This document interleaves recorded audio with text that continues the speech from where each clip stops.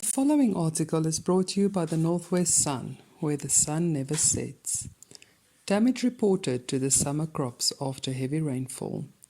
Farmers in northwest and western parts of the summer grain production region have reported damage to grain crops following several weeks of rainfall. This was according to Johan van Dijk, who told Northwest Sun the summer grain production region had received between 100 millimeters and 200 millimeters of rainfall since the first week of November. The situation was exaggerated by the fact that the rain occurred on soil where the moisture levels already reached maximum capacity following a good rainfall in the previous season, and the rain earlier in 2021-22 production season, he said. The Eastern Free State, Mpumalanga, as well as the high water table areas in the Free State such as Wesselsbron, Hoopstad, Bultfontein districts and the districts of Mokwatsi and Louis-Doringstad in the northwest, among other districts, have been amongst the worst affected. The lack of prolonged periods of sunshine makes evaporation virtually impossible, causing the plants to become waterlogged. This results in lack of oxygen that impairs the plant's development and eventual plant potential.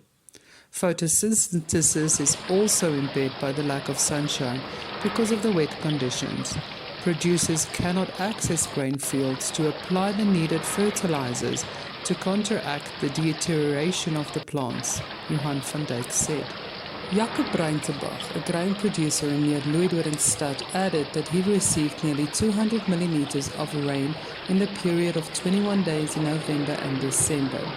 Although he was able to finish planting maize and soybeans, he could not access the fields to start planting the sugar beans. We urgently need to at least a full week of sunshine coupled with high temperatures for the soil to dry out significantly to continue planting. However, according to the weather forecast, rain is expected for the coming weeks. In that case, serious damage to crops can be expected, said Breitenbach. Van Dijk added that the wheat producers in the summer rainfall region was finding it impossible to continue with the harvesting because of the wet conditions. They simply cannot get into the field with the heavy machinery and equipment to continue to start harvesting, which means that the crop was left standing in the fields and rain.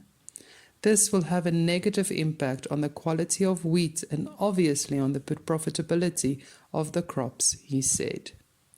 Thank you for listening. This was brought to you by the Northwest Sun.